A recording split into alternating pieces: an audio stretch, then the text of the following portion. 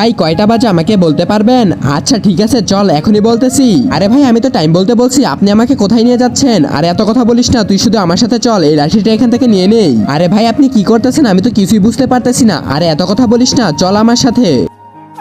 আরে এখানে সুন্দর করে একটা বৃত্ত এঁকে নেই, বৃত্তটা এঁকে এখানে টাইম দিয়ে দেই 12, 1টা 2টা 3টা 4টা।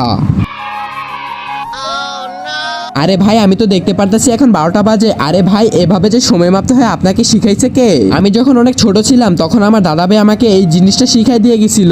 ও আচ্ছা, আপনি এখন তো দিনের বেলা দেখে বলতে পারলেন, কিন্তু রাতের বেলা কিভাবে বলতে পারবেন সময়টা বলেন তো আমাকে। কিন্তু তার আগে তুমি যদি হিন্দু হয়ে থাকো তাহলে একটা কমেন্ট করো, আর মুসলিম হয়ে থাকলে লাইক সাবস্ক্রাইব দুটোই করো। আজকে দেখবো কাদের পর সবচেয়ে বেশি। আরে ভাই রাতে তো আরো মাপা সহজ, আমার কাছে এই ঘড়িটা আছে, এই ঘড়িটা দেখে রাতে বলে দেই।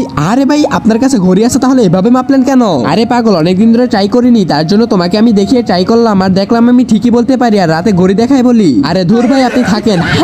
আরে পোলাটা ব্যাকল হয়ে গেছে।